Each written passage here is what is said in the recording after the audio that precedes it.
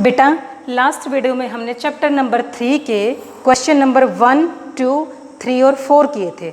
अब इस वीडियो में हम चैप्टर नंबर 3 का क्वेश्चन नंबर 5 करेंगे। क्वेश्चन नंबर 5 है चित्रम दृष्ट्वा मंजुषात् पदानि च प्रयुज्य रचयत, यानी चित्र को देखकर आपके सामने फ़ोटो हैं, ठीक है, और आपकी मंजुषा में कुछ वर्ड्स दिए गए हैं, यानी आपको कुछ ऑप्शंस टाइप के वर्ड दिए गए हैं। इनको देखकर आपको, ये देखिए, इनको देखकर आपको और यहाँ से ये वर्ड सेलेक्ट करके आपको सेंटेंस बनाने हैं। क्लियर? तो फर्स्ट वर्ड एक बार ऑप्शंस के रीडिंग कर लेते हैं। कृषका, कृषकौ, एते, धान्यम, एषः, कृषक, एतौ, अक्षेत्रम, कृषति, कुरुतः, खनन कार्यम, रोपयन्ति। यानी आपको इतने सारे ऑप्शंस दिए गए हैं और इन्हीं ऑप्शंस को लेकर आपको वर्ड बनाने हैं। देखिए, कृषका मीन्स एक किसान है और ये देखिए बैल चला रहा है और खेत को जोत रहा है। हमारा फर्स्ट सेंटेंस इसी से बन जाएगा। अस्मिन् चित्रे एकः कृषकः अक्षेत्रम कृषति, यानी एक किसान खेत को जोत रहा है। इस चित्र में एक किसान खेत की जुताई कर रहा है। ओके, अब देखिए, द्वौ कृषका खनन कार्यम कुरुते, यहाँ पे दो किसान हैं, फोटो देखिए आप, और वो खोद रहे हैं धरती को, यानी खुदाई का काम वो कर रहे हैं। हमारा सेकंड सेंटेंस इसी से रिलेटेड है।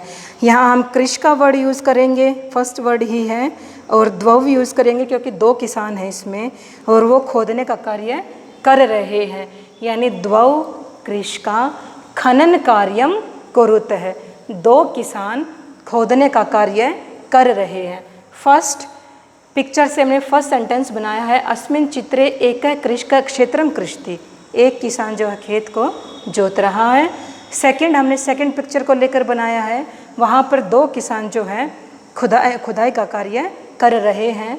द्वौ कृषका खनन कार्यम कुरुते, और ये आपकी क्री धातु है, ठीक है।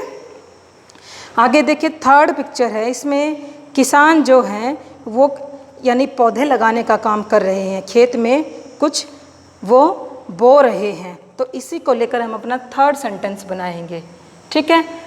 यहाँ पर कृष का जो है बहुवचन है, ये एक वचन है, ये द्विवचन है और बहुवचन है। हमारे संस्कृत में तीन वचन होते हैं, एक वचन एक के लिए, द्विवचन दो के लिए, और बहुवचन दो के बाद तीन से ज़्यादा कितने भी हों। क्लियर? ओके। अब देखिए, तीनों में से एक वचन यहाँ पर, द्विवचन यहाँ पर और बहुवचन यहाँ पर। क्लियर? अब देखिए, हम थर्ड सेंटेंस बनाएंगे। त्रिय कृषका धान्यम रोपयन्ति, तीन किसान धान की बिजाई कर रहे हैं, धान को रोप रहे हैं। धान एक ऐसा पौधा होता है जिसके पहले छोटे छोटे बीज बनाए जाते हैं, ठीक है। उसके बाद वहाँ से उनको छोटे छोटे पौधे बनाए जाते हैं, फिर वहाँ से उनको उखाड़ कर खेत में उनको रोपा जाता है। और अभी जो सीज़न चला हुआ है, ये धान की रोपाई का सीज़न चला हुआ है। क्लियर? तो त्रिय कृषका धान्यम रोपयन्ति, तीन किसान धान की फसल बो रहे हैं। अब देखिए, चलिए, अब थ्री सेंटेंस तो हमारे पिक्चर्स से रिलेटेड हो गए। अब इन पिक्चर्स में से मोर सेंटेंस निकालेंगे। देखिए, अब फर्स्ट पिक्चर में यहाँ पर किसान जो खेत को जोत रहा है, लेकिन कैसे? बैलों की मदद से वो खेत को जोत रहा है। अब हम इससे सेंटेंस बनाएंगे। एकः कृषकः द्वाभ्याम वर्षाभ्याम अक्षेत्रम कृषति, एक किसान दो बैलों के साथ खेत को जोत रहा है।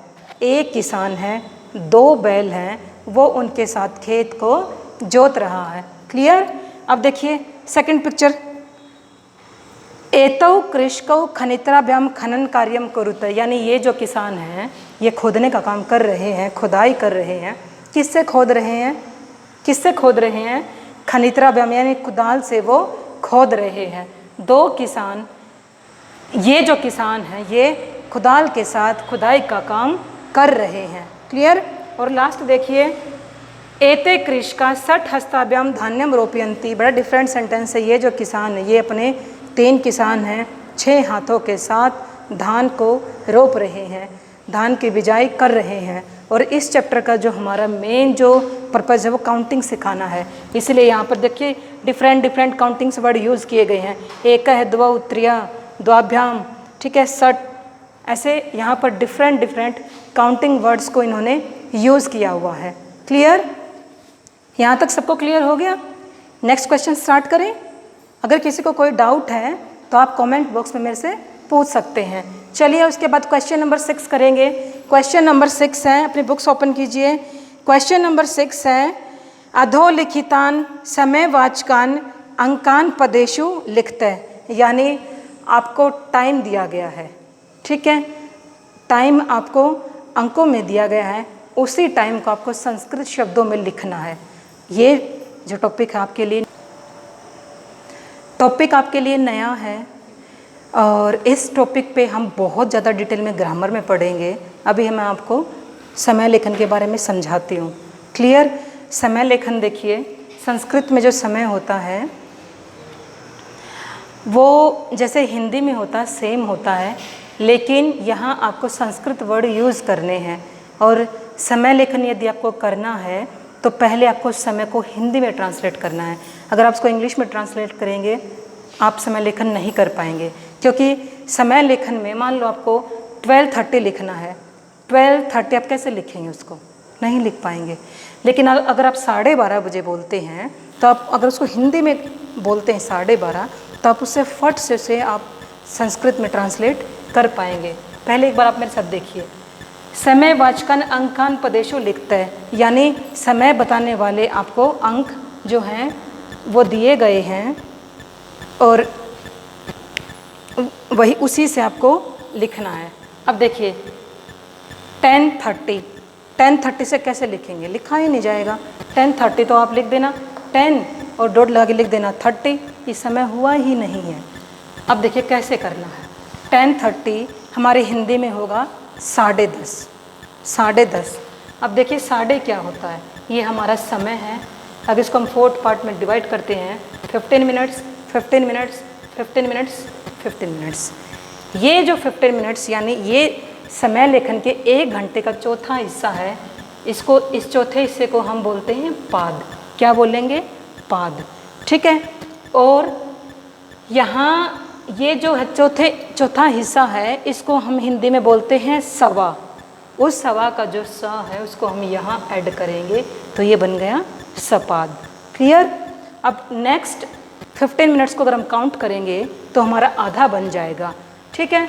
आधा मीन्स अर्ध। संस्कृत में आधे को क्या कहेंगे? अर्ध। और हिंदी में ये क्या होता है? साढ़े होता है।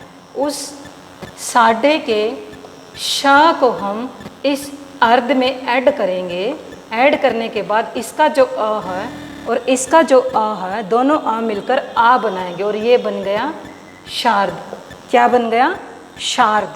तो आधे को क्या कहेंगे? शार्द। अब नेक्स्ट 15 जो मिनट्स हैं उसको काउंट करेंगे तो 45 हो जाएगा, और जिसे हिंदी में पौना कहते हैं। क्लियर? यहाँ पर वो क्या बन जाएगा? पौना का जो पा है उसको अगर हम पाद में ऐड करेंगे तो क्या बन जाएगा? पादोन। क्लियर? और हम पौने के लिए क्या लिखेंगे? पादोन। और जब नेक्स्ट 15 मिनट्स को ऐड करेंगे तो वो कंप्लीट हो जाएगा, और कंप्लीट होने के बाद वो कंप्लीट टाइम हो जाएगा, यानी हार कंप्लीट हो जाएगा, हमारा घंटा कंप्लीट हो जाएगा। यानी अगर 2 बजे हैं तो द्विवादनम, आप तीनों में से किसी भी लिंग की काउंटिंग को यूज कर सकते हैं। द्विवादनम, त्रयवादनम, चतुर्वादनम, पंचवादनम, षटवादनम। और जब भी हम समय करते हैं, अगर हम खाली टाइम की बात करते हैं तो वादनम वर्ड यूज होगा, और किसी काम के लिए यूज करेंगे तो सप्तमी विभक्ति का एक वचन यूज होगा, उसमें ऐसे मात्रा लगती है। क्लियर? क्लियर सभी को यहाँ तक? चलिए अब आप मेरे साथ समय लेखन कीजिए। यहाँ पर लिखा है 10:30। 10:30 किसी भी हाल में नहीं बोलना, आपको बोलना है 10:30। साढ़े मतलब सार्ध, और हमेशा जैसे हम हिंदी में पहले बोलते हैं, हिंदी में हम पहले बोलते हैं शार्द, साढ़े बोलते हैं, पौना बोलते हैं, सवा बोलते हैं, ठीक है। यानी हमें अपनी दादी माँ वाला टाइम यूज़ करना है हिंदी में, और पहले बोलते। संस्कृत में भी हमें ये जो टाइम को शो करने वाले वर्ड्स हैं उनको पहले यूज़ करना है, और जो टाइम है यानी जो काउंटिंग वर्ड है जो टाइम है 1 2 3 4 उसको हम बाद में यूज़ करेंगे। तो देखना 10:30 बजे हैं तो शार्द 10 वादनम, 10:30 बजे हैं शार्द 10 वादनम। अब यहाँ पे पूरे बजे हैं यानी टाइम कंप्लीट है तो सप्तवादनम। क्लियर? यहाँ देखिए 2:30 बजे हैं यानी 2:30 बजे हैं, शार्द द्विवादनम, शार्द द्वैवादनम भी आप कर सकते हैं। यहाँ पर 11 बजे हैं एकादश वादनम, क्योंकि जब कंप्लीट टाइम की बात होगी तो वादनम होगा और किसी काम के लिए अगर हम कर रहे हैं तो वहाँ पर वादने वर्ड यूज होगा। क्लियर? 4:30 बजे हैं शार्द चतुर्वादनम, 1:30 बजा है यानी 1:30 बजा है, शार्द 1 वादनम। 5 बजे हैं कंप्लीट टाइम है पंचवादनम, 3:30 बजे हैं शार्द त्रिवादनम। 9 बजे हैं नववादनम, 12:30 बजे हैं शार्द द्वादशवादनम। 8 बजे हैं अष्टवादनम और 7:30 बजे हैं शार्द सप्तवादनम। क्लियर? अब देखिए अब एक क्वेश्चन रहता है, क्वेश्चन नंबर जो है 7 है। क्वेश्चन नंबर 7 है, क्वेश्चन नंबर 7 ओपन कीजिए। क्वेश्चन नंबर 7 है मंजूषात पदानि चित्वा रिक्त स्थानानि पूर्यत, यानी मंजूषा से ऑप्शंस चुनकर आपको फिलअप्स कंप्लीट करने हैं। ओके, अब देखिए पहले ऑप्शन देखिए, षड त्रिंशतः, एक त्रिंशतः, द्वौ, द्वादश, अष्टाविंशति। सेम वही यहाँ पर काउंटिंग्स वर्ड्स हैं। चलिए अब देखिए फर्स्ट है डैश ऋतुवे भवंती, बहुत ही ईजी है, बिना ऑप्शन देखे भी आप इसको कर सकते हैं। ऋतुवे कितनी होती हैं? कितनी होती हैं? 6। कितनी होती हैं? 6। नेक्स्ट है माशा डैश भवंती, महीने कितने होते हैं? कितने मंथ होते हैं? 1 ईयर में कितने मंथ होते हैं? 12। एक साल में कितने महीने होते हैं? 12। ऋतुवें कितनी होती हैं? 6। साल कितने होते, महीने कितने होते हैं एक साल में? 12। क्लियर? दोनों के दोनों काउंटिंग वर्ड हैं। क्लियर? अब देखिए नंबर 3, एकस्मिन मासे डैश अथवा डैश दिवसा भवंती, एक महीने में डैश अथवा डैश दिन होते हैं, यानी 1 मंथ में कितने डे होते हैं? त्रिंशतः और एक त्रिंशतः। 2 ऑप्शन दिए गए हैं, एक में आपको फिल करना 30 और दूसरे में 31, यानी किसी महीने में 30 दिन होते हैं और किसी महीने में 31 दिन होते हैं। क्लियर? 30 और 31 डेज। क्लियर? अब देखिए 4th, फरवरी माह से सामान्यतः डैश दिनानि भवंती, फरवरी का जो मंथ होते हैं उसमें मोस्टली कितने डेज होते हैं? 28 अष्टाविंशति।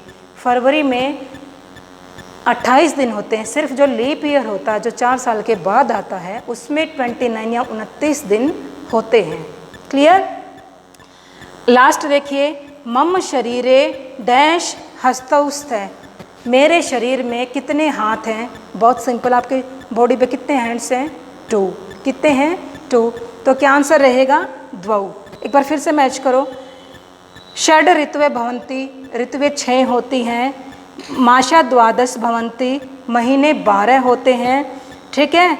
एकस्मिन मासे त्रिंशतः अथवा त्रिंशत दिवसा भवंती, एक महीने में डैश और डैश यानी 30 और 31 दिन होते हैं। फरवरी माह से सामान्यतः अष्टाविंशति दिनानि भवंती, फरवरी के महीने में मोस्टली 28 डेज होते हैं। मम शरीरे द्वौ हस्तौ स्तः, मेरे शरीर में 2 हाथ होते हैं। आपका चैप्टर कंप्लीट हो गया है, वर्ड मीनिंग्स कर लिए, हिंदी अनुवाद हो गया, क्वेश्चन आंसर्स फिलअप्स हो गए हैं, मेक सेंटेंस भी हो गया है। अब आपका चैप्टर कंप्लीट है, अब हिंदी अनुवाद बचता है, वो मैं आपको सेंड कर दूंगी।